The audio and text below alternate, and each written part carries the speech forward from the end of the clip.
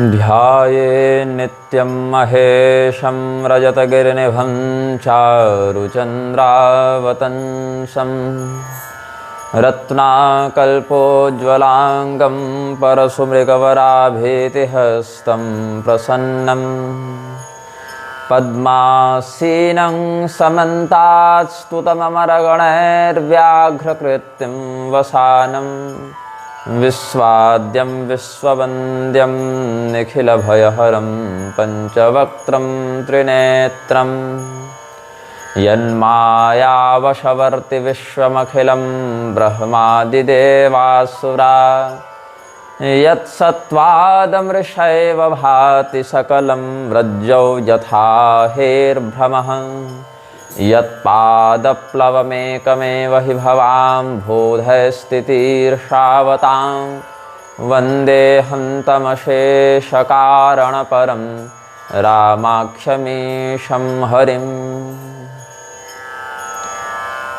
वर्णानामर्थसंहानां रसानां छन्दसामपि मङ्गलानां च कर्तारौ वन्दे वाणी विनायकौ उद्भवस्थितिसंहारकारिणीं क्लेशहारिणीं सर्वश्रेयस्करीं सीतां नतोऽहं रामवल्लभां कूजन्तं राम रामेति मधुरं मधुराक्षरम् आरुह्य कविताशाखां वन्दे वाल्मीकिकोकिलम्। नमोऽस्तु रामाय सलक्ष्मणाय देव्यै च तस्यै जनकात्मजायै नमोऽस्तु रुद्रेन्द्रयमानिलेभ्यो नमोऽस्तु चन्द्रार्कमरुद्गणेभ्यः तदश्मसारं हृदयं वतेदं यद्गृह्यमाणैर्हरिनामधेयैः जीवनमुक्तब्रह्मपर चरितसुनहितजिध्यान जे हरि कथा न करहि रति तिन्हके ही पाषाण। श्री गोस्वामी जी उत्तरकांड में भगवान श्री रामचंद्र जी के द्वारा उनके प्रजा के लिए दिए गए उपदेश का वर्णन करते हैं। और बचपन में मेरी माता जी हमको ये पढ़कर सुनाती थी। कोई भी घर का काम कर रही हो तो माता जी को तो ये सब कंठस्थ ही था। तो मेरी माता जी झाड़ू लगाते समय, कपड़े धोते समय, बर्तन धोते समय, भोजन बनाते समय या अन्य जो भी काम कर रहे हैं उस समय इन सभी चौपाइयों को बोलती रहती थी, हम सुनते रहते थे। कई बार बैठकर पढ़ती थी, हमको पढ़ाती थी। तो विशेष करके ये वाला प्रसंग, नवधा भक्ति का प्रसंग, लक्ष्मण गीता का प्रसंग, अनुसूया सीता संवाद प्रसंग, ये सब सुनाती थी। तो वही स्मरण हो गया हमको। एक बार रघुनाथ बोलाए, गुरुद्विजपुरवासी सब आए। बैठे सदस्य अनुज मुनि सज्जन, बोले बचन भगत भय भंजन। एकदा राघव श्रीमान आजुहाव गुरून् द्विजान्, भरतम लक्ष्मणम शत्रुसूदनम पुरवासिनः। भगवान श्री रामचंद्र जी ने एक बार अपने नागरिकों की बैठक बुलाई। गुरु जी को बुलाया, पुरोहितों को बुलाया, ब्राह्मणों को, मंत्रियों को बुलाया और जितने उनके नगर में पूर्ववासी नगरवासी थे सबको निमंत्रित किया। भगवान अपने दरबार में बैठे हुए थे। उस सभा में लक्ष्मण जी थे, भरत जी, शत्रुघ्न जी, सभी लोग बैठे हुए थे। तब भगवान जो अपने भक्तों के भय का विनाश करने वाले हैं, ऐसे श्री रामचंद्र जी कुछ भाव व्यक्त करते हैं। शृण्वन्तु मुनयः सर्वे, सर्वे शृण्वन्तु बन्धवः, पुत्रौ द्विजामन्त्रिणश्च, सर्वाः शृण्वन्तु मातरः। हे ऋषियों, आप मेरी बात को सुने। हे भाइयों, हे हमारे पुत्रों, भतीजों, जो भी भगवान के जिस रिश्ते में लगते हैं, हे ब्राह्मणों, हे मंत्रियों, हे माताओं, आप सब मेरी बात को सुने। भगवान क्या कहते हैं? सुनहु सकल पुर जन मम बानी, कहु न कछु ममताउर आनी। नहीं अनीति नहीं कछु प्रभुताई, सुनहु करहु जो तुम्हें सुहाई। मैं आपको जो बता रहा हूँ वो किसी स्वार्थ से नहीं बता रहा हूँ, किसी लोभ से नहीं बता रहा हूँ, किसी कपट से नहीं बता रहा हूँ, कोई आसक्ति से नहीं बता रहा हूँ। मतलब इस बात को बोलने के पीछे मेरा कोई स्वार्थ नहीं है, मेरी कोई आसक्ति नहीं है, किसी चीज़ को पाने की कोई चाह नहीं है, कोई उद्देश्य नहीं है। और इसीलिए किसी प्रकार की अनीति नहीं बताऊंगा, कोई गलत बात नहीं बताऊंगा। और ये भी मत सोचना कि ये राजा होकर अपना प्रभाव दिखाने के लिए हम लोग को बता रहे हैं, ऐसा भी कुछ नहीं है। न कोई स्वार्थ है, न कोई कपट है, न कोई विशेष इच्छा उद्देश्य है, न इसमें कोई कपट अनीति है, न अपना प्रभुत्व दिखाने का उद्देश्य है। आप लोग मेरी बात को सुने, अच्छा लगे तो कीजिए, नहीं अच्छा लगे तो मत कीजिए, आपका स्वातंत्र है। सुनहु करहु जो तुम्हारी सोहाई। लेकिन सोई सेवक प्रियतम मम सोई, मम अनुशासन माने जोई।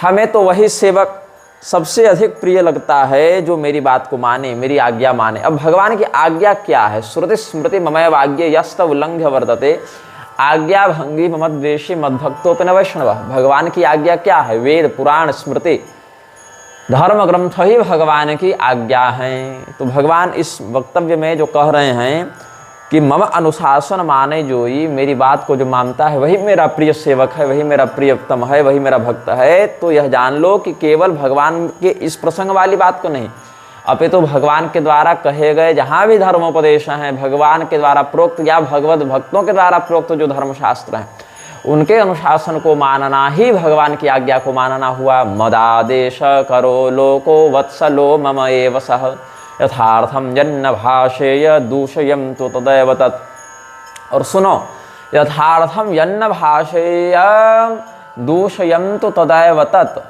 भाषेयम होना चाहिए, यहाँ भाषेय लिखा हुआ है तो मुझे लग रहा है टंकन दोष है। यदि मेरे कथन से आपको असहमति हो, आपको अगर ऐसा लगे कि राम जी जो कह रहे हैं वो ठीक नहीं है, अगर कदाचित एक संभावना भगवान बताए, ऐसे भगवान कुछ गलत तो बोलते नहीं, फिर भी अगर किसी को अगर ऐसा लग रहा है किसी कारणवशात कि भगवान के इस कथन में ये दोष है या ये आपत्ति है या ये विरोधाभास है या और भी किसी प्रकार की कोई समस्या है, तो आप डरिएगा मत कि ये भगवान हैं। या भगवान अगर न भी समझ हो उस स्थिति में, तो तात्कालिक स्थिति में राजा के रूप में हमको बुलाए हैं, तो हम कैसे इनको टोक दें? ऐसी कोई बात नहीं, ऐसा कोई प्रतिबंध नहीं। यथार्हम यन्न भाषेयम दूषयम तो तदैव तत्। जो बात मैं यथार्थ न बोलूं, जो कुछ गलत बोलूं अगर, तो आप बिना संकोच के, बिना भय के हमको टोक भी सकते हैं, हमको आप कह सकते हैं कि आप यहाँ गलत हैं, इसमें ऐसा सुधार होना चाहिए। भगवान की उदारता कितनी सुंदर है, देखो। जौ अनेत कछु भाखौ भाई, तौ मोहि बर जऊ भय बिसराई। और आज का जो शासन तंत्र है, या आजकल के जो गुरु लोग हैं, या आजकल के जो स्वामी और सेवक का संबंध है, क्या वो इतना उदार है? भगवान श्री रामचंद्र जी जिस औदार्य का मर्यादित उपदेश कर रहे हैं, आदर्श प्रस्तुत कर रहे हैं, क्या उसको स्वप्न में भी ये लोग अपनाते हैं? कल रात्रि को स्वामी विद्याभास्कर जी का संदेश प्राप्त हुआ, तब तक तो हम सो गए थे, लेकिन प्रातःकाल संदेश देखा तो फिर हमने संवाद किया। वो बता रहे हैं कि अयोध्या जी में कोई शतबली तीर्थ करके था, भगवान के अलग अलग वानर युद्धपति थे, उसमें एक शतबली नाम के भी बड़े दिव्य वानर हुए हैं और कई लाख वानरों के वो राजा रहे हैं। ऐसे तो सुग्रीव जी से नीचे ही थे, लेकिन भगवान की सेना में एक टुकड़ी के वो नायक थे, तो 20 लाख या कितने वानरों के वो अधिपति थे, या और भी अधिक संख्या हो सकती है, लेकिन ऐसा ही कुछ था। तो उन्हीं का वहाँ पर भगवान ने स्थान बनवाया था, और भी बहुत कुछ उस स्थान से जुड़े हुए इतिहास हैं। तो शतबली तीर्थ को अभी सरकार क्या कर रही है? नष्ट भ्रष्ट करके वहाँ पर मल्टी लेवल पार्किंग बना दे रही है। अब बात है कि पर्यटन और तीर्थाटन दोनों भिन्न विषय है। टूरिज्म अलग विषय है, तीर्थाटन अलग विषय है। और सरकार रेवेन्यू जनरेशन के चक्कर में जो टूरिज्म को, पर्यटन को बढ़ावा देकर वहाँ पर अमर्यादा कर रही है, ये कितना बड़ा दोष है। लोगों को लगता है कि राम मंदिर बनाकर सांस्कृतिक जागरण कर दिया। न आप राम मंदिर राम जी की मर्यादा के अनुरूप बनाए, और न वहाँ शास्त्रीयता का ध्यान रखे, और न आपका उद्देश्य कभी धर्मशास्त्र की रक्षा करने का था। आप केवल एक सोने की अंडा देने वाली मुर्गी के समान हिंदुओं को समझ रखे हैं। ये स्थिति हो गई है। जो भगवान श्री रामचंद्र जी ये कहते हैं कि यथार्हम यन्न भाषेयम दूषयम तो तदैव तत्, उन्हीं भगवान श्री रामचंद्र जी की नगरी में अगर कोई अन्याय हो, अनीति हो, तो क्या आजकल के कुशासकों को, आजकल के भ्रष्ट नेताओं को आप टोकने का, वर्जना करने का, विरोध करने का साहस रखेंगे? या क्या वो कथित शासक उस गलती को स्वीकार करके उसमें सुधार करने के लिए प्रस्तुत रहेंगे? ऐसे ही बता रहे थे विद्याभास्कर स्वामी जी, जब हम पिछली बार भी गए थे अयोध्या जी में, तो दिखा रहे थे कि कैसे सरयू जी की पुरानी धारा किधर से बहती थी, कैसे मुलायम सिंह के समय सरयू जी की धारा को बदल के दूसरी ओर कर दिया गया था। फिर ये लोग आदित्यनाथ से मिले तो आदित्यनाथ ने कहा कि हम लोग पुरानी धारा को फिर से जागृत करवाएंगे। वहाँ कई घाट था, सुमित्रा घाट, कौशल्या घाट, चक्र तीर्थ और ब्रह्म घाट, या क्या राजा दशरथ जी और सभी वंशियों का जहाँ पर अंत्येष्टि संस्कार किया जाता था वो वाला भी एक घाट था, जहाँ दशरथ जी का अंत्येष्टि संस्कार संपादित किए थे भरत जी। वो सब क्या हो गए, सब सड़क किनारे विलीन हो गए। वहाँ तो मकान बनने लगे, वहाँ तो दुकानें खुलने लगी, वहाँ तो मॉल खुलने लगे और वो सब घाट लुप्त होने लगे। और इसमें बहुत बड़ा एक हाथ कहीं न कहीं वहाँ के मठ मंदिरों के अनेकानेक मठाधीशों का भी है, जो परंपरा से गुरुजनों के माध्यम से सांप्रदायिक रीति से प्राप्त मठ की संपदा को नेताओं के हाथ, बिल्डरों के हाथ बेच देते हैं, उनसे कमीशन खा लेते हैं। हाँ, यहाँ पर ये कूप था, यहाँ पर ये कुंड था, यहाँ पर ये किला था, यहाँ पर ये तीर्थ था, यहाँ पर ये घाट था। अमुक मठ के अमुक अखाड़े के अधीन में वो चला गया, उस अखाड़े वाले महंत ने अमुक नेता से साठ-गांठ करके, अमुक बिल्डर से साठ-गांठ करके उसको बेच दिया।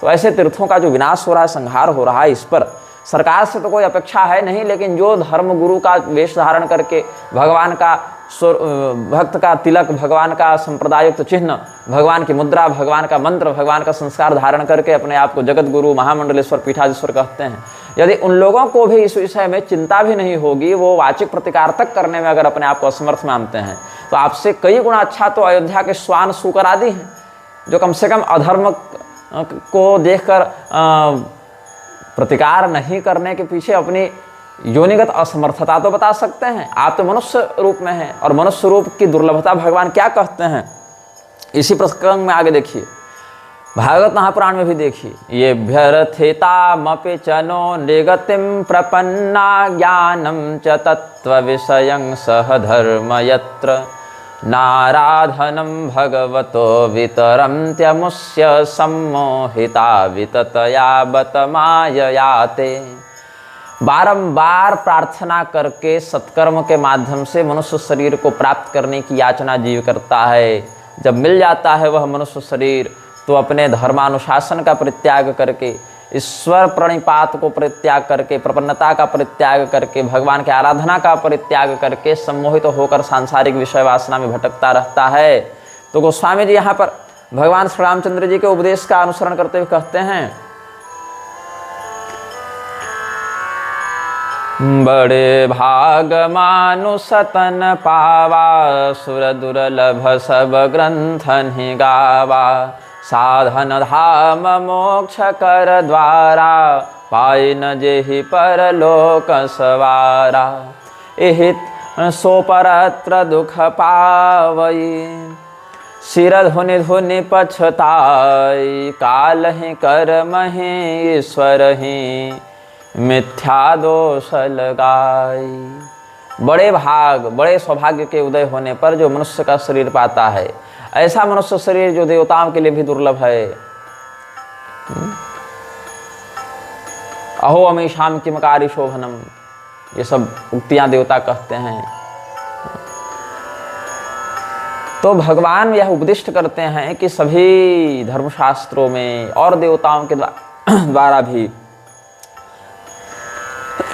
नारायण, जिस मनुष्य शरीर को बड़ा दुर्लभ बताया गया है, जो हर प्रकार के साधनों को संपादित करके मोक्ष मार्ग को देने वाला मोक्ष द्वार के समान है, उसको पाकर भी जो व्यक्ति अपने परलोक को नहीं बनाता, उस व्यक्ति का क्या होता है? सो परत्र दुख पावई, सिर धुनि धुनि पछताई, काल ही कर्म ही ईश्वर ही मिथ्या दोष लगाई। अपने नाकारा रहेगा, अपने निकम्मा रहेगा, अपने आलसी प्रमादी रहेगा और कहेगा ईश्वर मेरे साथ ऐसा क्यों कर दिए, अरे मेरा तो समय ही खराब है, अरे हम इतना परिश्रम करते हैं कुछ फल नहीं मिलता है।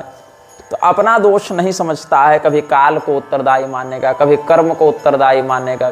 कर्म मतलब ये नहीं कि हम इस कर्म के कारण ऐसा फल भोग रहे हैं, वो वाला कर्म नहीं। कर्म से तात्पर्य है कि हम तो कर्म करते हैं, लेकिन कर्म ही हमारा फलित नहीं हो पा रहा, अपेक्षित परिणाम नहीं दे पा रहा, ये वाला दोष। देखो ना, हम इतनी पूजा करते हैं, इतना जप करते हैं, इतना पाठ करते हैं, फिर भी काम नहीं आ रहा है। देखो ऐसे वाले कर्म पर दोषारोपण। और कुछ नहीं तो हम भगवान का क्या बिगाड़े थे जो भगवान मेरे साथ ऐसा कर दिए। मतलब तुम्हारे अंदर कोई द्वेष नहीं है, तुम भगवान का कुछ नहीं बिगाड़ रहे, लेकिन भगवान इतने द्वेषी भरे पड़े हैं कि तुम नहीं बिगाड़ रहे हो फिर भी तुम्हारा बिगाड़ दे रहे हैं। वाह, तो इसी व्यक्ति को मूर्ख कहते हैं यहाँ गोस्वामी जी। सो परत्र दुख पावई, सिर धोनी पछताई, काल ही कर्म ही ईश्वर ही मिथ्या दोष लगाई। यस्वाम विसृज्यते मर्त्य आत्मानं प्रियमीश्वरम विपर्ययेन्द्रियार्थार्थम विषमत्यमृतम त्यजन। भगवान का, भगवत भजन का, भगवत आराधन का, सत्संगति का परित्याग करके स्वयं को अपने ही प्रमाद के कारण इस संसार चक्र में फंसाए रखने वाला जीव विष का भक्षण करने के लिए अमृतत्व का बहिष्कार करने की मूर्खता करता है। यही तन कर फल विषयन भाई, स्वर्गौ स्वल्प अंत दुखदाई। और अगर कहो कि सकाम कर्म के माध्यम से हम स्वर्ग आदि दिव्य लोकों को प्राप्त हो जावें तो भी समस्या है। क्यों? तेतम भुक्त्वा स्वर्गलोकम विशालम, क्षीणे पुण्ये मर्त्यलोकम विशन्ति, एवं त्रयी धर्ममनुप्रपन्ना गतागतम काम कामा लभन्ते। दिव्य दिव्य स्वर्ग प्राप्ति कर यज्ञादि दानादि तपादि व्रतादि करके व्यक्ति देवराज इंद्र के समान और ऐश्वर्य का उपभोग करता हुआ स्वर्ग में वास करता है और पुण्य के क्षीण होने पर पुनः इसी पृथ्वी पर नाना विध योनियों में भ्रमण करने के लिए विवश हो जाता है। इसीलिए मनुष्य का शरीर ऐसे लौकिक या किंवा कहें तो स्वर्गीय सुखों को भी भोगने के लिए नहीं मिला है, क्योंकि ये सब नाशवान हैं, क्षणभंगुर हैं। इसीलिए अविनाशी अक्षर तत्व को प्राप्त करने के लिए मनुष्य शरीर का प्रयोग किया जाना चाहिए। नर तनु पाए विषय मन देहि, पलट सुधाते सठ विषलेहि, ताहि कबहु भल कहे न कोई, गुंजाग्रह परस मने खोई। एक घुंघची का पौधा होता है, गुंजा कहते हैं, उसको रत्ती भी कहा जाता है। जो सुनार लोग रत्ती से तौलते थे ना रत्नों को, तो एक गुंजा के फल को एक रत्ती कहते थे, उसी से तौलते थे। और तंत्र शास्त्र में बहुत उसका अच्छा प्रयोग भी है गुंजा की वनस्पति का। आप लोग जानते भी होंगे, लाल लाल फलता है छोटा छोटा और उसमें एक काला बिंदु रहता है। गुंजा, घुंघची, रत्ती का कहते हैं पौधा, उसको आप गूगल में खोज कर देख भी सकते हैं। श्वेत वाला भी होता है लेकिन लाल वाला अधिक मिलता है। अब तो कीटनाशक के कारण ये सब वनस्पतियाँ भी दुर्लभ हो गई, लेकिन वन इत्यादि में मिल जाते हैं। तो किसी व्यक्ति को आप पारस पत्थर दें, स्पर्शमणि दें और वो कहे कि नहीं नहीं हमको तो गुंजा दे दो, तो वैसे ही किसी व्यक्ति को आप मोक्ष मार्ग का उपदेश करें तो कहेगा नहीं नहीं हमको तो करियर बनाने का उपदेश कर दो, हमको तो IAS IPS बना दो, हमको तो अच्छी नौकरी लगवा दो। या बहुत खोपड़ी लगाएगा तो कहेगा हमको तो स्वर्ग इत्यादि में जाना है। बहुत ज़्यादा दिमाग लगाएगा तो इतना ही कहेगा।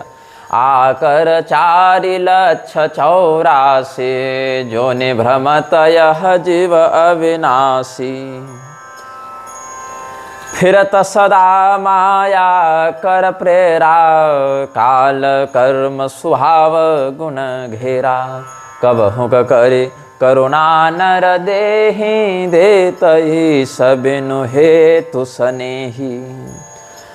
काल कर्म स्वभाव और गुण, इन चारों से बंधा हुआ वह जीव 84 लाख योनियों में भ्रमण करता रहता है। यद्यपि अविनाशी है, इसका तो नाश होना नहीं है, शरीर बदलता रहता है, ये वहीं का वहीं रह जाता है।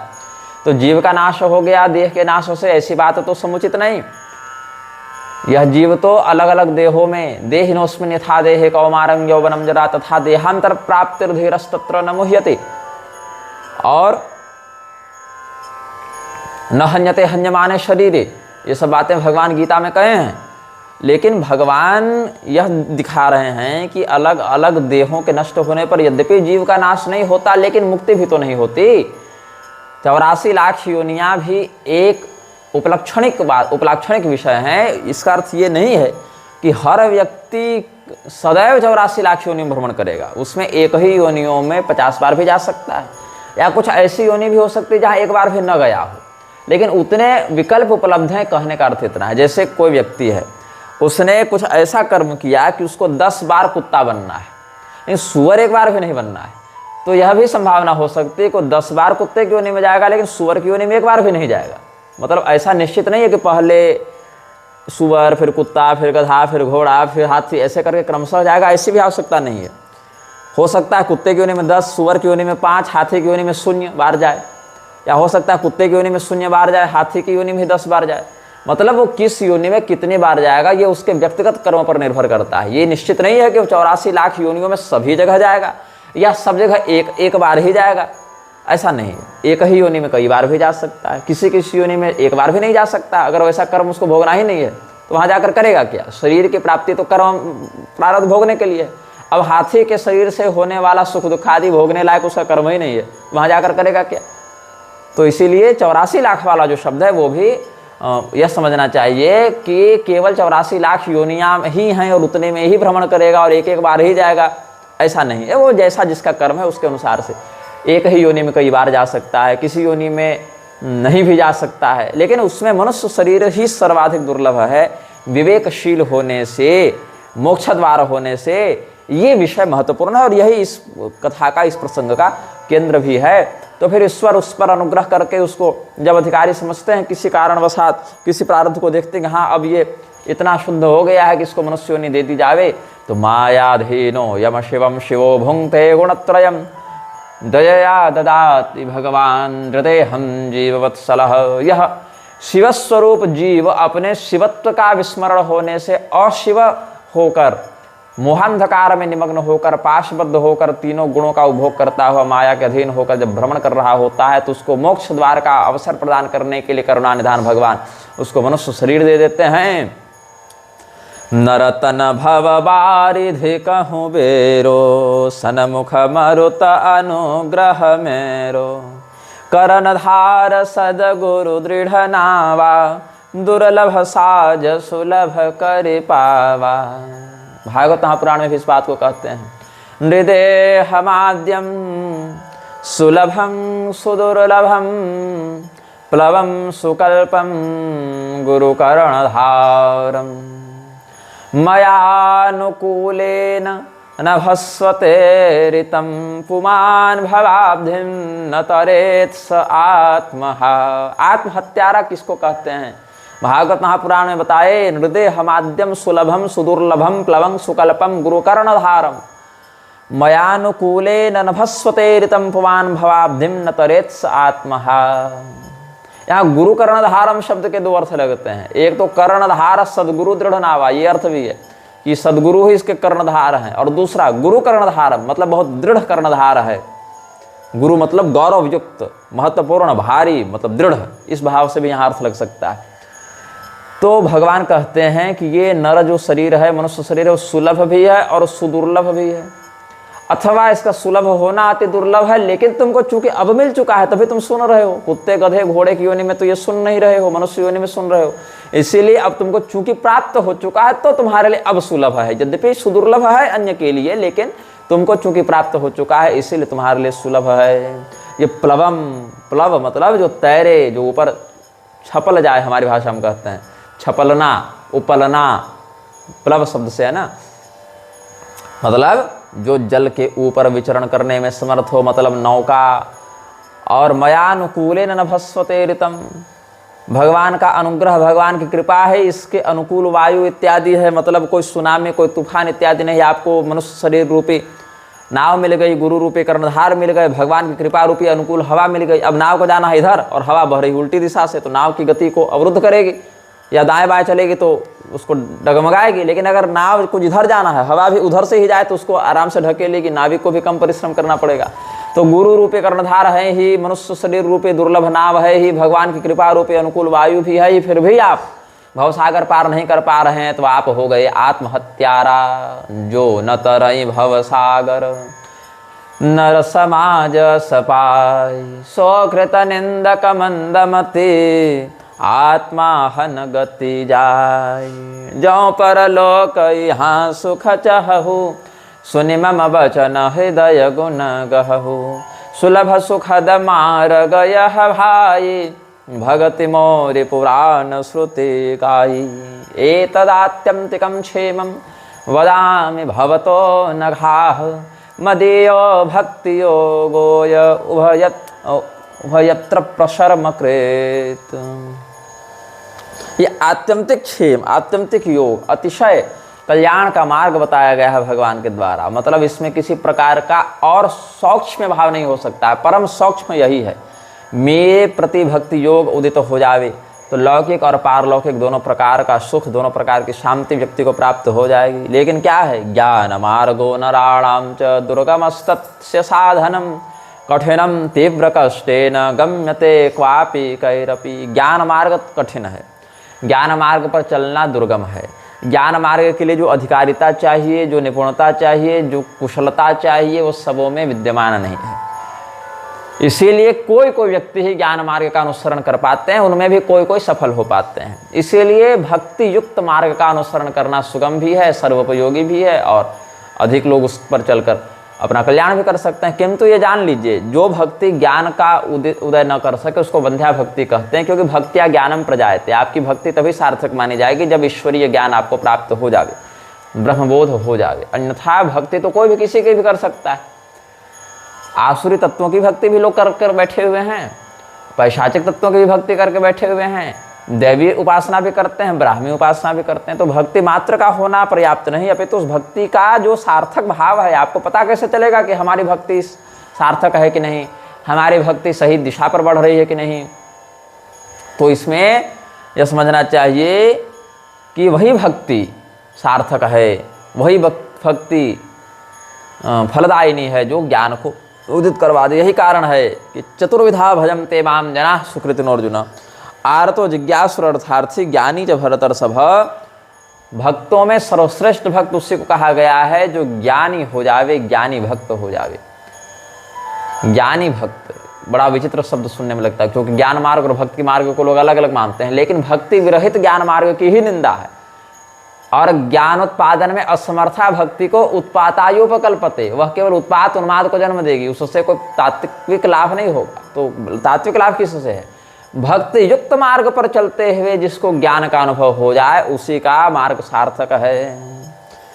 जो परलोक यहाँ सुख चाहु, सुनि मम वचन हृदय दृढ़ गहु। सुलभ सुखद मार्ग यह भाई, भगति मोरि पुराण श्रुति गाई। ज्ञान अगम प्रत्युह अनेका, साधन कठिन न मन कहु टेका। हनुमान जी के जीवन में ज्ञान और भक्ति दोनों का अद्भुत संयोग देखने को मिलता है। अर्जुन के जीवन में भगवान ने गीता का ज्ञान भी दिया और भक्त्या तुन्या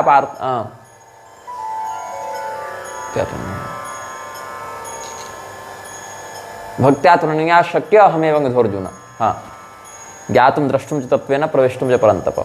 तो अनन्य भक्त भी भगवान अर्जुन को स्वीकार करते हैं।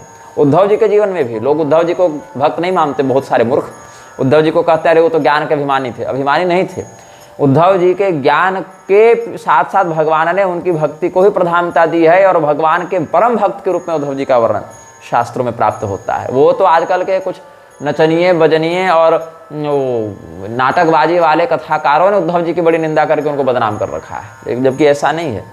हाँ, कहीं कहीं किसी किसी कविता इत्यादि में उद्धव जी के ज्ञान को हीन दिखाया गया, भक्ति का महात्म्य दिखाकर गोपियों की प्रशंसा करने के लिए। वहाँ गोपियों की प्रशंसा करना उद्देश्य है, उद्धव जी की निंदा करना उद्देश्य नहीं है। जबकि भगवान के द्वारा उद्धव जी के माध्यम से जो ज्ञान गोपियों तक पहुँचाया गया उसका प्रयोग करके गोपियाँ भी परब्रह्म लीन हुई हैं। ऐसा भी भागवत के अनेक प्रसंगों से स्पष्ट होता है। यहाँ तक कि सबरी जी को भी भगवान ने भक्ति के बाद ज्ञान प्रदान किया है ताकि उनकी भक्ति फलवती हो।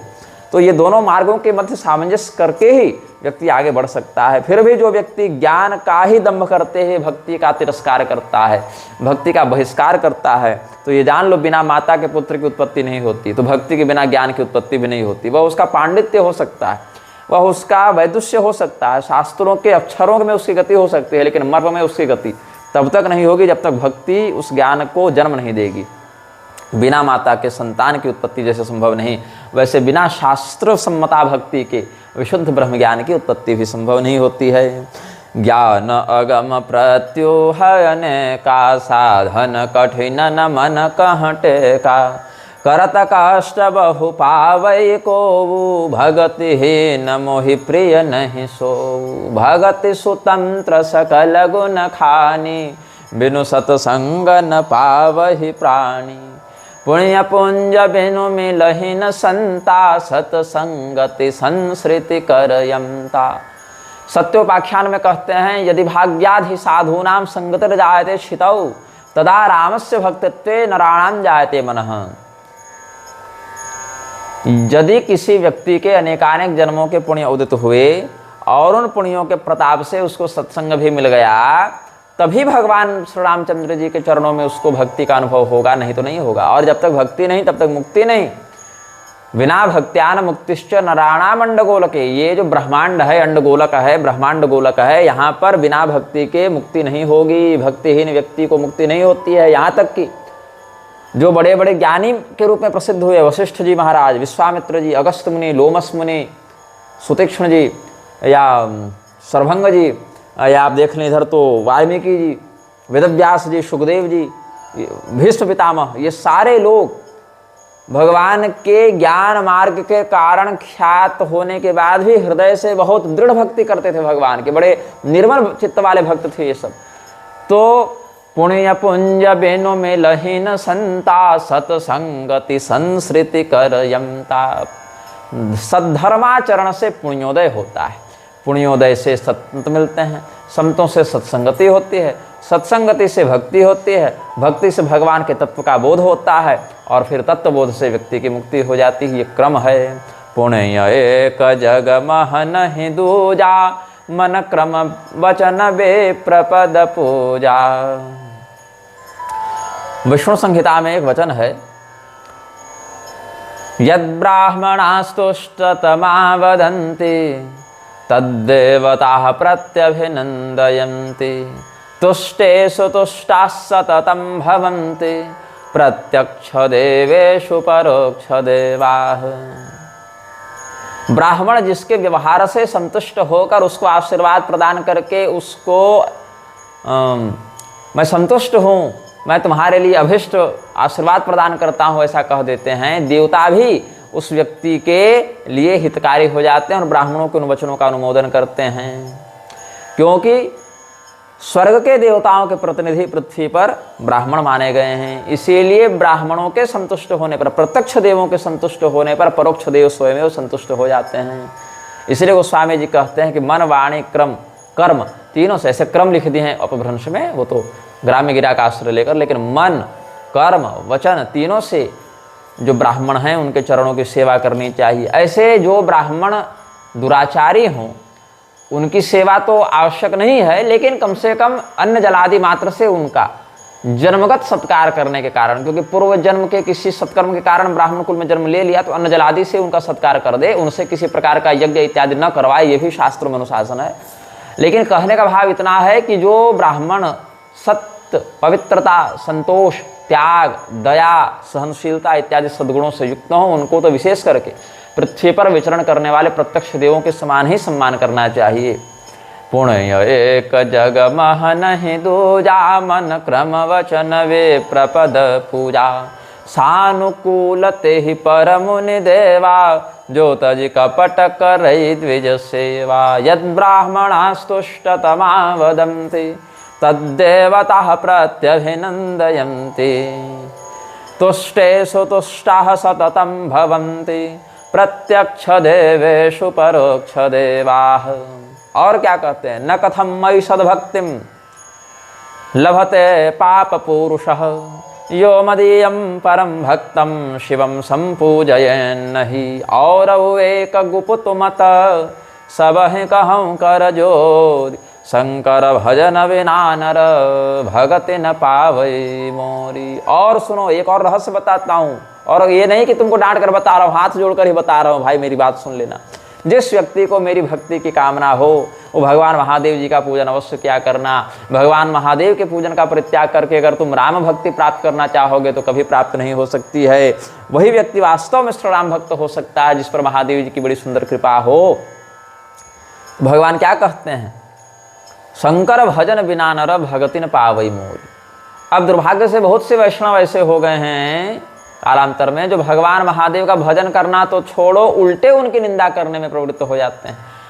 शिव जी को देखकर, शिव जी के भक्तों को देखकर और शिव जी से संबंधित लीला का श्रवण करके जिस व्यक्ति को स्वाभाविक हर्ष हो जावे उसको भगवान विष्णु की प्रसन्नता, भगवान विष्णु का भक्त बनने का अधिकार अति शीघ्रता से प्राप्त हो जाता है। एवं विध भगवान विष्णु को देखकर या उनकी प्रतिमा, उनके मंदिर, उनके भक्तों को, वैष्णवों को देखकर या उनके लीला कथा को सुनकर, उनके उत्सवों का दर्शन करके, उनके व्रतों का दर्शन करके, व्रतिकों का दर्शन करके जिस व्यक्ति को सहज हर्ष हो जाता है, उसके लिए भगवान महादेव की भक्ति और कृपा भी अत्यंत सरल हो जाती है। मतलब भगवान महादेव के भक्तों को देखकर वैष्णवों के मन में या वैष्णवों को देखकर महादेव जी के भक्तों के मन में वैसा ही भाव उदित होना चाहिए जैसा स्वयं महादेव जी और विष्णु जी के मन में एक दूसरे को देखकर होता है। तो जानो कि उस व्यक्ति का पतन कभी नहीं हो सकता। अब क्या हो गया, भगवान महादेव जी को देखेंगे, उनके शिवलिंग का दर्शन करेंगे या शैव चिन्हधारी किसी को देखेंगे तो कई बार वैष्णव लोग कथित सांप्रदायिक और अनन्यता के चक्कर में क्या कह देते हैं कि ये तो त्याज्य है, ये तो बहिष्कार्य है, ये तो हमारे लिए अव्यवहार्य है। अच्छा, एक हड्डी चमड़े का व्यक्ति जो माता के गर्भ से निःसृत हुआ, वो वैष्णव ऊर्ध्वपुंड्रादि लगाकर अगर पहुंच जावे, कंठी माला इत्यादि पहनकर, तो दूसरा वैष्णव उसको बड़ा सत्कार करेगा कि आइए स्वामी जी दंडवत, अड़ियन या जो भी कहते हैं परंपरा में अपनी, उसका बहिष्कार नहीं करेगा। जबकि उस व्यक्ति में केवल वेश मात्र से वैष्णवता है, आचरण से हो न हो वो तो बाद के परीक्षण का विषय है। लेकिन जिन महादेव जी को साक्षात शास्त्रों ने परम वैष्णव, सर्वोच्च वैष्णव का, उनके प्रति द्वेष रखेंगे। भाई अगर वेश मात्र के वैष्णव का इतना सम्मान हो सकता है तो तात्विक वैष्णव का कितना सम्मान होना चाहिए। आप अपने गुरु जी का पूजन करते हैं, आप अपने गुरु भाइयों का सम्मान करते हैं, आप एक अज्ञात वेशधारी वैष्णव को भी आप सम्माननीय मानते हैं, तो जो तात्विक वैष्णव हैं, जो शास्त्रोक्त वैष्णव हैं, उनका कितना बड़ा सम्मान किया जाना चाहिए। एवं विध जिन शैवों के यहाँ वैष्णव का तिरस्कार होता है, उनसे भगवान महादेव भी संतुष्ट नहीं रहते। जिन शैवों के यहाँ भगवान विष्णु का उपहास किया जाए, उनकी भर्त्सना की जाए, उनकी निंदा की जाए, भगवान महादेव स्वयं ही ऐसे लोगों का विनाश कर देते हैं। जैसे रावण इत्यादि का विनाश भगवान महादेव ने कर दिया। भगवान महादेव ही रावण के विनाश में निमित्त बने हैं, ऐसा हम समझते हैं। हनुमान जी के रूप में कौन आए? हनुमान जी ने ही लंका जलाई ना। रावण का विनाश जो है वो भगवान श्री रामचंद्र जी ने किया, ये बात सही है, लेकिन महादेव जी की सम्मति सहमति के बिना कर दिया क्या? रामेश्वरम पूजन करके ही तो किया। अन्यथा बताओ, अगर भगवान महादेव बचाने की इच्छा रखते तो एक बार भी तो राम जी को आकर कहते कि ये मेरा भक्त है, आप इसकी रक्षा करें। बाणासुर प्रकरण में तो आए ही थे, रावण से क्या समस्या थी? तो भगवान महादेव भी चाहते थे कि रावण का वध हो, रावण का संहार हो। भगवान श्री रामचंद्र जी के रावण विजय लीला में भगवान महादेव जी की भी सम्मति थी, और भगवान महादेव के द्वारा जब दक्ष प्रजापति का विनाश किया गया तो वहाँ भगवान नारायण की भी सम्मति थी।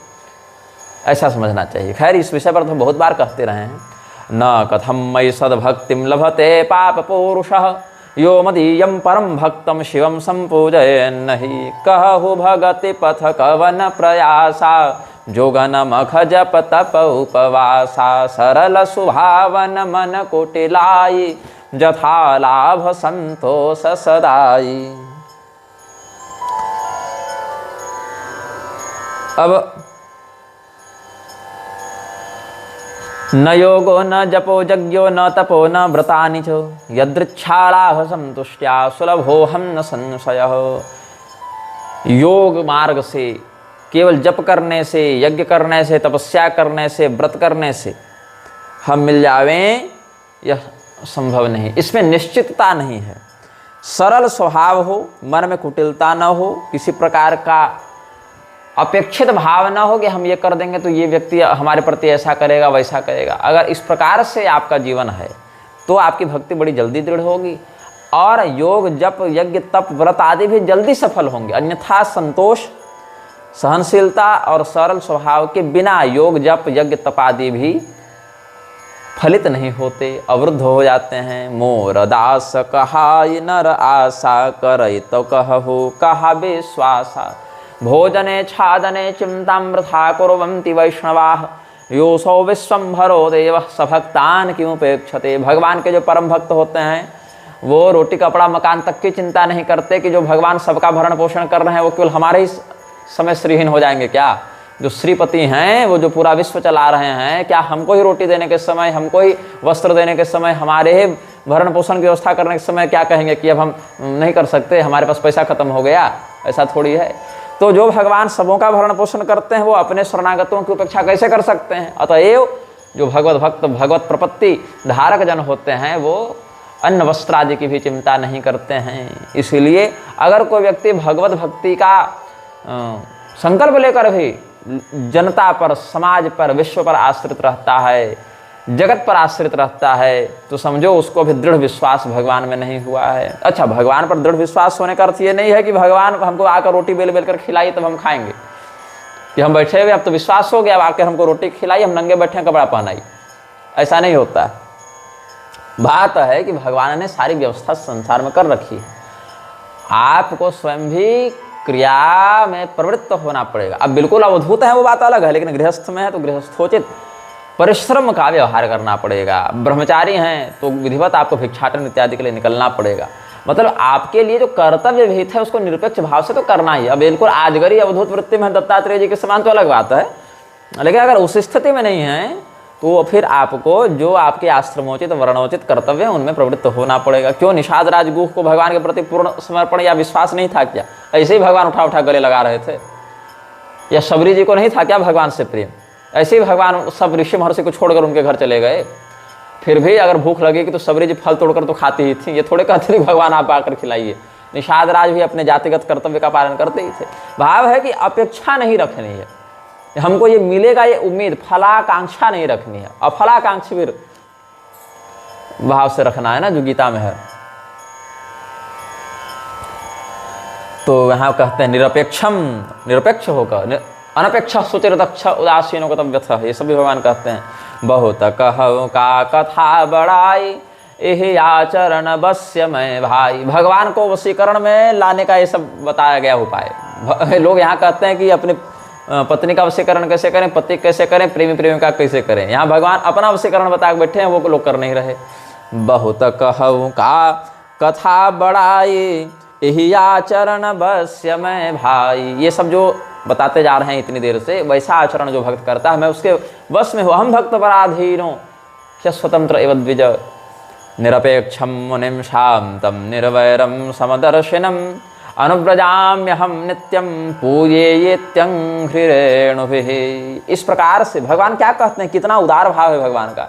जो मेरा भक्त ऐसा शांत चित्त हो जाता है, समदर्शी हो जाता है, निर्वैर हो जाता है, निरपेक्ष हो जाता है, मैं स्वयं उसके पीछे पीछे चलता हूँ ये सोचकर कि मेरे चरण की रज से संसार पवित्र होता है, लेकिन इस भक्त के चरण रज से हम पवित्र हो जाएं। ये मतलब एक भाव है भगवान का, उदारता। ऐसे भगवान में पवित्रता पवित्रता आदि कुछ है नहीं। भगवान तो पवित्रता और अपवित्रता दोनों से पर हैं, क्योंकि पवित्रों को पवित्र करने वाले वो हैं। पवित्राणाम पवित्रम यो मंगलानाम च मंगलम, दैवतम देवतानाम च भूतानाम यो जयः पिता। फिर भी एक उस भक्त की महिमा बताने के लिए भगवान कहते हैं कि मेरे चरण रज से संसार पवित्र होता है, लेकिन हम उस भक्त के पीछे पीछे दौड़ते हैं, ये भाव रखकर कि इसके चरण रज से हम पवित्र हो जाएं।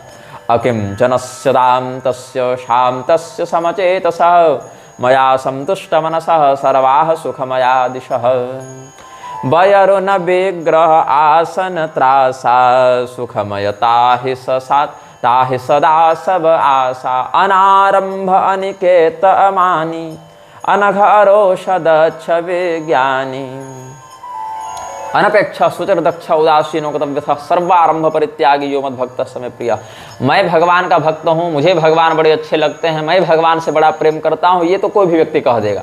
स्वार्थी भी कहेगा, परमार्थी भी कहेगा, मूर्ख भी कहेगा, ज्ञानी भी कहेगा कि मैं भगवान का भक्त हूँ, मुझे भगवान बड़े अच्छे लगते हैं, भगवान के अलावा मेरा कोई नहीं है।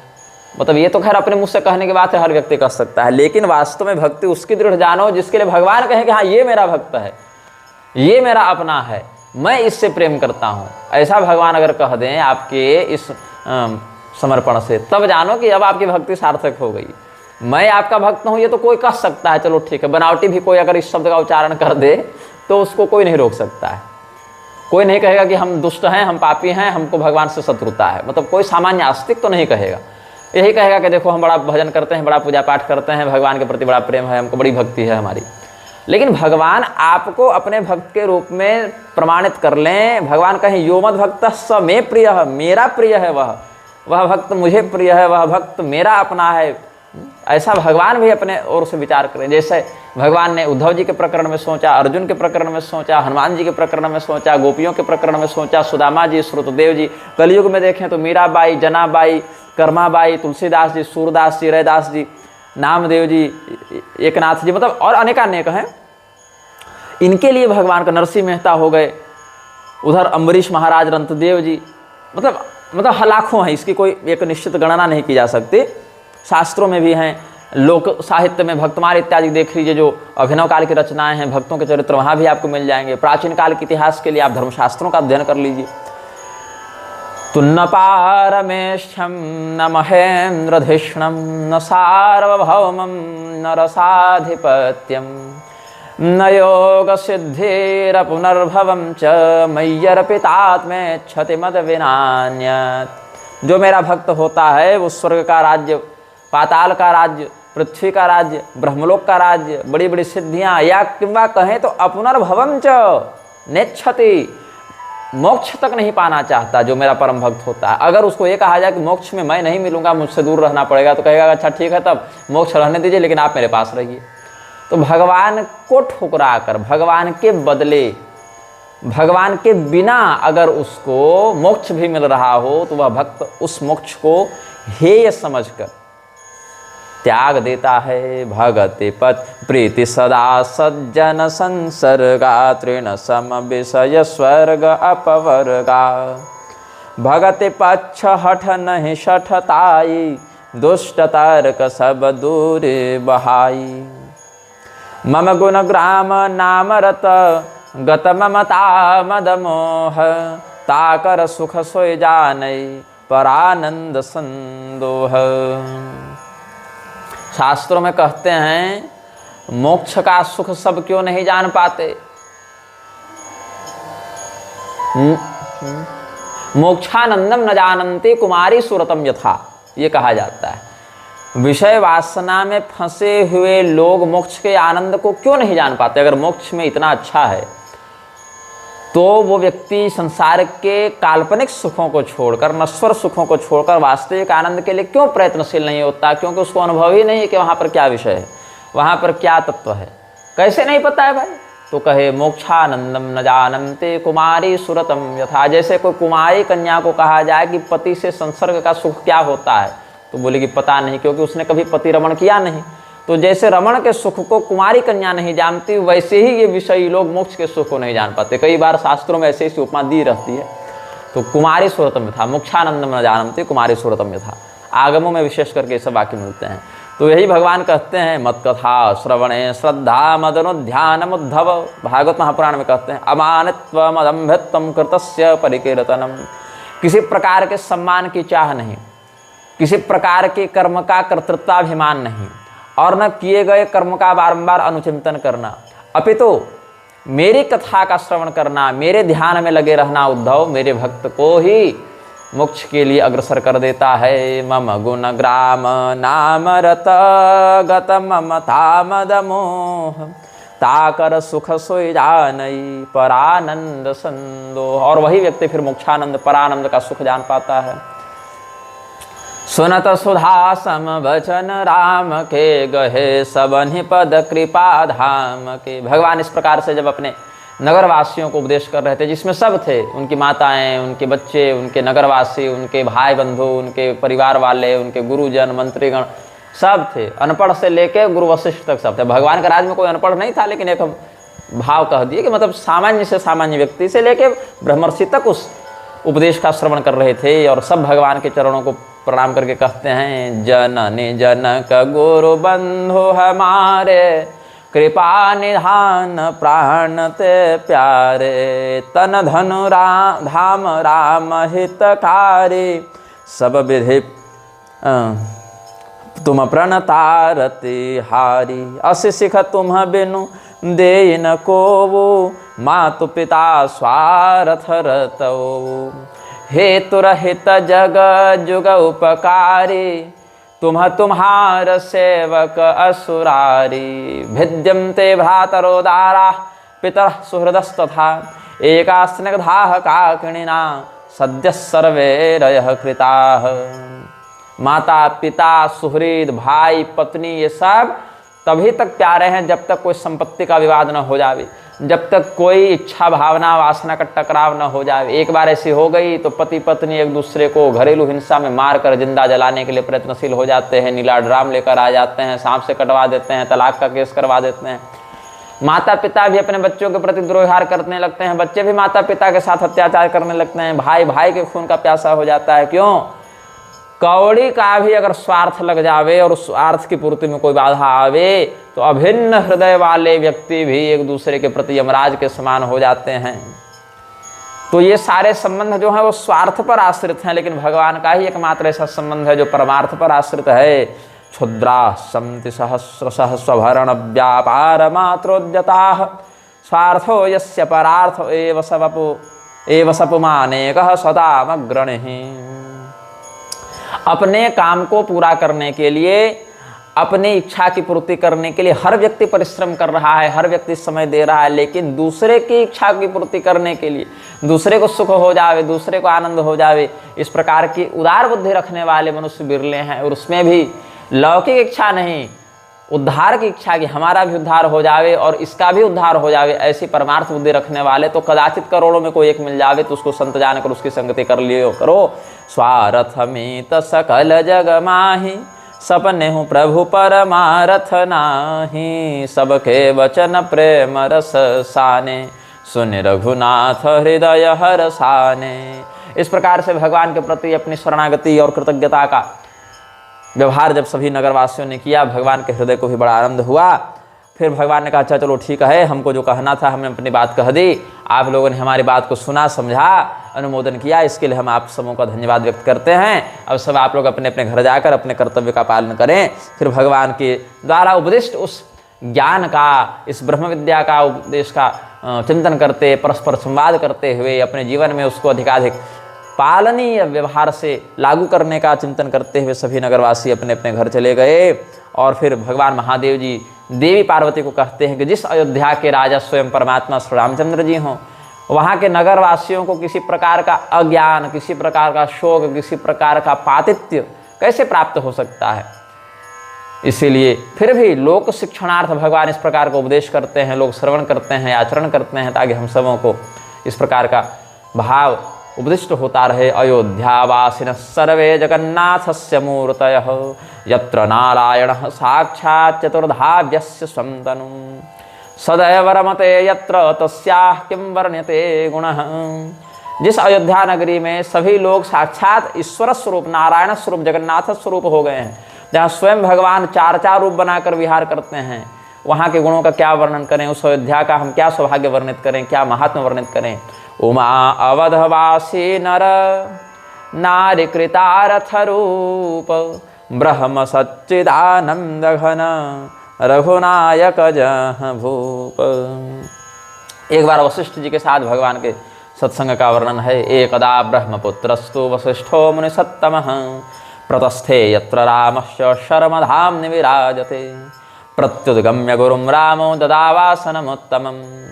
योग वासिष्ठ महारामायण में अद्वैत परक उपदेश करते हुए वशिष्ठ जी ने श्री रामचंद्र जी को बहुत दिव्य ज्ञान दिया है। यद्यपि भगवान श्री रामचंद्र जी सर्वज्ञ भवबंध मोचनकारी परमात्मा हैं, फिर भी शिष्य भाव से प्रस्तुत होकर भगवान श्री रामचंद्र जी वहाँ उपस्थित हैं और आचार्य के रूप में गुरु वशिष्ठ उनको अद्वैत मत का उपदेश करते हुए उनको ब्रह्म ज्ञान बताते हैं।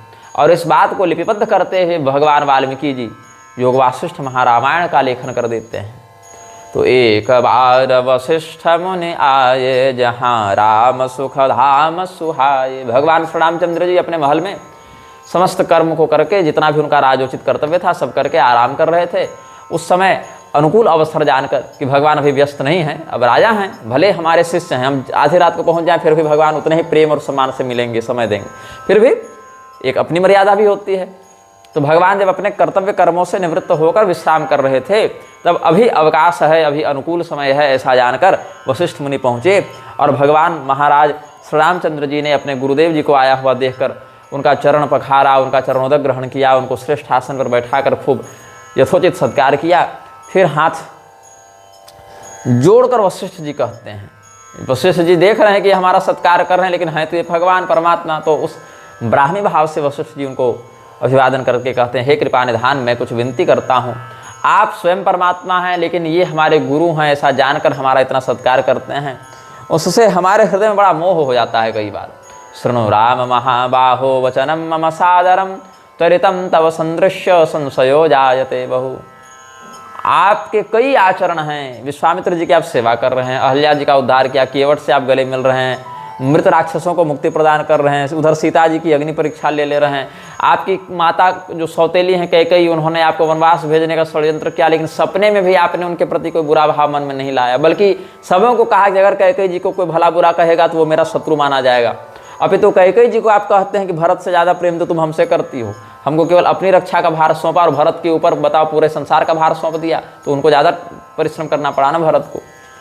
और भरत को तो बड़े बड़े ऋषि महर्षियों के दर्शन का सौभाग्य भी नहीं मिला, हमको तो हर महर्षि के आश्रम में जाकर उनकी सेवा करने का, उनके साथ सत्संग करने का सौभाग्य भी मिला। तो भगवान का जो चरित्र है उसमें ऐसे बहुत सारे पक्ष हैं, बहुत सारे ऐसे बिंदु हैं जहाँ वशिष्ठ जी को यद्यपि ब्रह्मज्ञानी हैं फिर भी लोक लीलावशात मोह का अनुभव होता है। तो इसीलिए वशिष्ठ जी कहते हैं कि शृणु राम महाबाहु वचनम मम सादरम चरितम तव संदृश्य संशयो जायते बहु। राम सुनहु मुनि कह कर जोरी कृपा सिंधु बिनती कछु मोरी। देख देख आचरण तुम्हारा होत मोह मम हृदय पारा। क्या मोह है भाई? तो जब हमको इस इक्ष्वाकु वंश का पुरोहित बना रहे थे ब्रह्मा जी, इस सूर्य वंश की यजमानी दे रहे थे, तो हमने सोचा कि प्रतिग्रह लेना उचित नहीं, राजा का पुरोहित बनना और भी गर्हित काम है, क्योंकि पूरी प्रजा का पाप राजा के पास आता है और राजा का पाप उसके पुरोहित के पास आता है। और वेद पुराण स्मृति में भी राज पुरोहित की बड़ी निंदा की गई है। तब हमको ब्रह्मा जी ने कहा कि ले लो ये जिम्मेदारी, तुम इक्ष्वाकु वंश का पौरोहित्य करना स्वीकार कर लो, चिंता मत करो, भगवान का अवतार इस वंश में होगा। जो परमात्मा साक्षात अविनाशी निष्कल अजन्मा ब्रह्म हैं, वही परमात्मा श्री रामचंद्र जी के रूप में मनुष्य रूप धारण करके रघुकुल के राजा के रूप में रघुवंशी बनकर आने वाले हैं। तो ये सब बातें जब हमारे पिता ब्रह्मदेव ने हमको कही, तो हमने केवल आपके दर्शन के लोभ से या लाभ से जो कहें, आपकी सेवा का अवसर मिले, आपके साथ जीवन बिताने का अवसर मिले, इस एक सौभाग्य के कारण हम यहाँ पर इस उत्तरदायित्व को, इस जिम्मेदारी को लेना स्वीकार किए कि जिन परमात्मा का ध्यान बड़े बड़े ऋषि महर्षि करते रहते हैं, जिनके लिए हम भी लालायित रहते हैं, जिनका दर्शन पाने के लिए, उनके साथ सत्संग का अवसर मिलेगा, उनके गुरु बनने का सौभाग्य मिलेगा। तो महिमा अमित वेद नहीं जाना, मैं के ही भांति कहूँ भगवान। उपरोहित्य कर्म अति मंदा, वेद पुराण स्मृति कर निंदा। जब न लेहु मैं तब विधि मोहि, कहा लाभ आगे सुत तो ही। परमात्मा ब्रह्म नर रूपा, होई रघुकुल भूषण भूपा। तब मैं हृदय विचारा, जो गजज्ञ व्रतदान। जा कहूँ करिय सो पैहूँ, धर्म न एहि सम आन। मैंने हृदय में विचार किया कि जिन परमात्मा की प्राप्ति करने के लिए हम योग कर रहे हैं, यज्ञ कर रहे हैं, व्रत कर रहे हैं, दान कर रहे हैं, उन परमात्मा को हम इतनी सरलता से प्राप्त हो जाएंगे, कर लेंगे केवल रघुवंश का पौरोहित, अभी तो रघु हुए नहीं है, मतलब सूर्यवंश का, इक्ष्वाकु वंश का पौरोहित ग्रहण करने से। तो इससे बड़ा हमारे लिए सौभाग्य क्या होगा, इससे बड़ा धर्म हमारे लिए क्या होगा। पौरोहित्य महंजाने विगर्ह्यम दूष्य जीवनम, इक्ष्वाकूणां कुले रामः परमात्मा जनिष्यति इति ज्ञातं मया पूर्वं ब्रह्मणा कथितं पुरा। ततोऽहमाशया राम तव सम्बन्धकांक्षया, अकार्षं गर्हितमपि तवाचार्यत्व सिद्धये, अकार्षं गर्हितमपि तवाचार्यत्व सिद्धये। ततो मनोरथो मेद्य फलितो रघुनंदन। अब मेरा वो मनोरथ पूर्ण हो गया प्रभु, एक वरदान आपसे चाहिए। क्या? त्वदधीना महामाया सर्वलोकैक मोहिनी। अघटन घटना पटेयसी दुरंत कारिणी जो माया है, वह माया आपके अधीन है। और माम यथा मोहयन्नैव तथा कुरु रघुद्वः। और हे रघुनंदन, वह आपकी दैवी माया जिस प्रकार से मुझे प्रभावित न करे, मुझे अपने पाश में न बांध ले, वही कृपा कीजिए। यद्यपि गुरु जो हैं वो शिष्य को मुक्ति का मार्ग बताते हैं, लेकिन आज गुरु ही शिष्य से मुक्ति का मार्ग पूछता है। आप तो इक्ष्वाकुवंशी राजा होने से हमारे शिष्य लगे, लेकिन है तो अब भगवान तो यद्यपि संसार में तो गुरु ही शिष्य के अज्ञान का निवारण करके उसको माया से मुक्त होने का उपदेश करके उसको मोक्ष की ओर ले जाता है, लेकिन आज यह गुरु आपके समक्ष माया से मुक्त होने के लिए आया है और मैं आपका गुरु हूँ तो आप मेरे कर्जदार हुए। गुरु ऋण चढ़ता है तो आप गुरु ऋण से ऋण होने के लिए हमको मुक्त कर दें।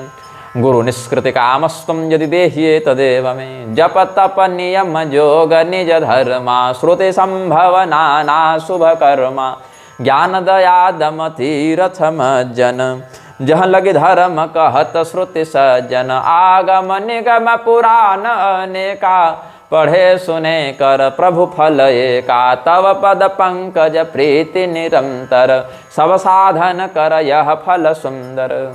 जितने भी प्रकार के सत्कर्म हैं, कुछ जपो कुछ तपो कुछ नियम का पालन करो, योग का अभ्यास करो, धर्म का पालन करो, वैदिक तांत्रिक पौराणिक साबर लौकिक जो भी सत्कर्म करो, अनेकानेक पुराण को पढ़ो पढ़ाओ सुनो सुनाओ, जो करना है करो, लेकिन उसका फल क्या है? भगवान के चरणों में प्रेम।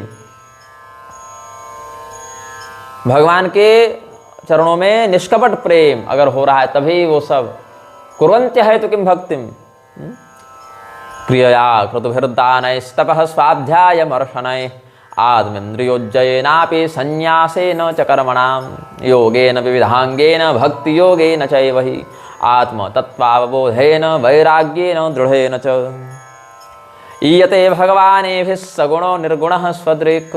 भागवत महापुराण में प्रारंभ में ही आप देखें, पहले स्कंद के ही दूसरे तीसरे अध्याय को देखें तो सूत जी क्या कहते हैं शौनक जी को कि समस्त प्रकार के सत्कर्मों का साफल्य कैसे पता लगेगा कि हम जो धर्म कर रहे हैं, व्रत कर रहे हैं, जप कर रहे हैं, दान कर रहे हैं, तपस्या कर रहे हैं, अतिथि सत्कार कर रहे हैं, स्वाध्याय कर रहे हैं, तो ये कैसे पता चलेगा? इसका परीक्षण कैसे किया जाएगा कि जो इतना परिश्रम हम कर रहे हैं वो सफल हो रहा है कि असफल हो रहा है? भागवत महापुराण की कथाएं जो लोग सुने होंगे, पढ़े होंगे, तो आपको प्रथम स्कंद के दूसरे अध्याय तीसरे अध्याय मैंने पहले 3 अध्यायों को पढ़ लें, तीसरे को न भी पढ़े, पहला दूसरा ही पढ़ लें या केवल दूसरा को भी पढ़ लें तो इतना विषय स्पष्ट हो जाएगा कि सूत जी कहते हैं कि जब भगवत भक्ति का अनुभव करने लगे व्यक्ति, भगवान के चरणों में प्रेम का अनुभव करने लगे व्यक्ति, तो समझना चाहिए कि ये सब जो हम धर्म का आचरण कर रहे हैं वो सफल हो रहा है। अन्यथा जानो श्रम एव हि केवलम नोत्पादयेद यदि रतिम श्रम एव हि केवलम। यदि भगवान के चरणों में, भगवान के भजनों में, भगवान की कथा में, भगवत भक्तों की संगति में अगर प्रेम का अनुभव नहीं कर रहा है व्यक्ति, स्वाभाविक श्रद्धा का अनुभव नहीं कर रहा है व्यक्ति, स्वाभाविक ही होनी चाहिए, ये नहीं कि देखो भजन कर लेते हैं ये वाला मिल जाएगा ये वाला मिल जाएगा, ऐसा नहीं। स्वाभाविक आकर्षण, स्वाभाविक रति का अनुभव नहीं कर रहा है तो समझो कि धर्माचरण व्रतदान आदि की सफलता में त्रुटि हो रही है। छोटे मल की मल ही के धोये घृत की पाव कोई बार बिलोये। आप गंदगी को लगाते रहें और कहें गंदगी धो रहे हैं, नाली के पानी से गंदगी धोने चलेंगे तो कभी शुद्ध नहीं हो पाएंगे, और अगर शुद्ध जल को भी मथते रहेंगे तो घी नहीं निकलेगा, उसके लिए दुग्ध की आवश्यकता है। तो प्रेम भगति जल बिनु रघुराई अभियम तरमल कबहु न जाई। और जिस व्यक्ति में प्रेम नहीं, भक्ति नहीं, प्रेमा भक्ति नहीं, प्रेमा भक्ति रूपी जल का प्रयोग करके ही अंतःकरण का मल व्यक्ति धो सकता है। प्रभु आत्मा नदी संयम पुण्य तीर्था सत्योदकाशील तटादयोर्मे तत्राभिषेकं कुरु पांडुपुत्र नवारिणा शुद्ध्यति चांतरात्मा। युधिष्ठिर जी का अभिषेक कैसे होना चाहिए? आत्मा रूपी नदी इंद्रिय दमन रूपी पुण्य तीर्थ में बहती है, सत्य रूपी जल उसमें बह रहा है, और सुंदर शील ही जिसके किनारे हैं, दया रूपी तरंगे जिसमें बह रही हैं, ऐसी आत्म नदी में स्नान करके ही हृदय रूपी मल को धोया जा सकता है। बाहर के जल से आंतरिक शुद्धि नहीं होती। सोई सर्वज्ञ तज्ञ सोई पंडित सोई गुण गृह विज्ञान अखंडित दक्ष सकल लक्षण जुत सोई जाके पद सरोज रते होई। वही तत्वज्ञानी है, वही सब कुछ जान चुका है, वही विवेकी पंडित है, वही समस्त सद्गुणों से युक्त है, उसका विज्ञान ज्ञान विज्ञान कभी खंडित नहीं होता, वही सबसे अधिक चतुर और सबसे अधिक सुलक्षण है जिस व्यक्ति को आपके चरणों में प्रेम का अनुभव हो गया। इसीलिए एक वरदान मैं मांगता हूँ प्रभु आपसे, नाथ एक बर मांगो राम कृपा कर देहु जन्म जन्म प्रभु पद कमल कबहु घटय जनिनेहु। राम तत्तो वरम बव्रे देहि में कृपया रतिम अंघ्रब्जजूले नित्याम अनन्याम प्रणतारतिहन् एवमुक्त्वा वसिष्ठस्तु प्रतस्थे च निजाश्रमम् अस कहि मुनि वसिष्ठ गृह आये कृपा सिंधु के मन अति भाए। हे प्रभु, एक ही वरदान आपसे हमको चाहिए, आपके चरणों से हमारा मन कभी दूर न हो, आपके चरणों में जो हमारे मन में भक्ति उदित हो वो निष्कपट हो, अनपेक्षित हो, अनारंभ वाली हो, उसमें किसी प्रकार के परिणाम की आशा न हो, किसी प्रकार की आसक्ति आपके प्रेम के अतिरिक्त उसमें और न हो। ऐसा कह के वशिष्ठ जी अपने आश्रम लौट गए। भगवान को बड़ा हर्ष हुआ। इस प्रकार से भगवान अपने प्रजा को कई बार उपदेश करके भगवत तत्व के प्रति जोड़ते थे। कई बार भगवत भक्त स्वयं भगवान के पास उपस्थित होकर भगवान से इस प्रकार का सत्संग व्यक्त किया करते थे।